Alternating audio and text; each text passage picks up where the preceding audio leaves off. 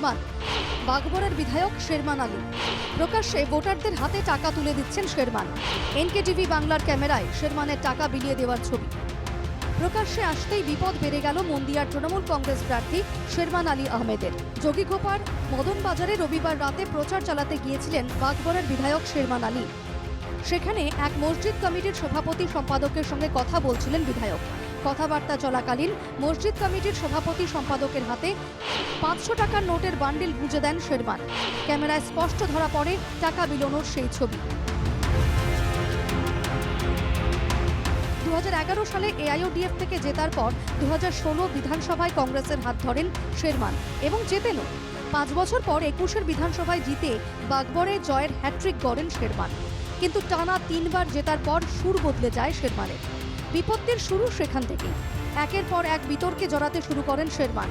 দল বিরোধী কার্যকলাপের জন্য শেরমান আলীকে বহিষ্কার করে কংগ্রেস। দল থেকে বহিষ্কৃত হলেও বিতর্ক পিছু ছাড়েনি শেরমানের। কিছুদিন আগে আনুষ্ঠানিকভাবে রাইজর দলে যোগ দেন শেরমান।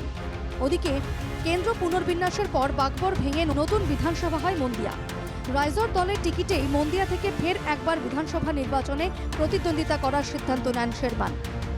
কিন্তু বিরোধী জোট মন্দিয়া ছেড়ে দেয়নি রাইজর দলকে। এ নিয়ে বেশ টানাপোড়েন চলে অখিল ও জোটের মধ্যে। শেষ পর্যন্ত কংগ্রেসের শর্ত মেনে নেয় রাইজর দল। কোনো উপায় না পেয়ে তৃণমূলের হাত ধরেন শেরমান। টিকিটও পেয়ে যান। দুদিন আগেই শেরমানের হয়ে প্রচার করতে আসেন সায়নী। জনসভায় বেশ সাড়াও পেয়েছেন শেরমান। কিন্তু প্রকাশ্যে টাকা বিলিয়ে এবার নিজেই নিজের বিপদ ডেকে আনেন শেরমান আলী। কিভাবে এই বিপদ থেকে নিজেকে উদ্ধার করতে পারেন শেরমান, সেটাই হবে লক্ষণীয়। প্রকাশ্যে শেরমানের টাকা বিলিয়ে দেওয়ার এই ছবি তাকে বিপাকে ফেলবে না তো? ইভিএমে তার কোনো প্রভাব পড়বে না তো? এই মুহূর্তে এই প্রশ্নগুলোই ঘুরে ফিরে আসছে বারবার। Bureau report, NKTV Bangla.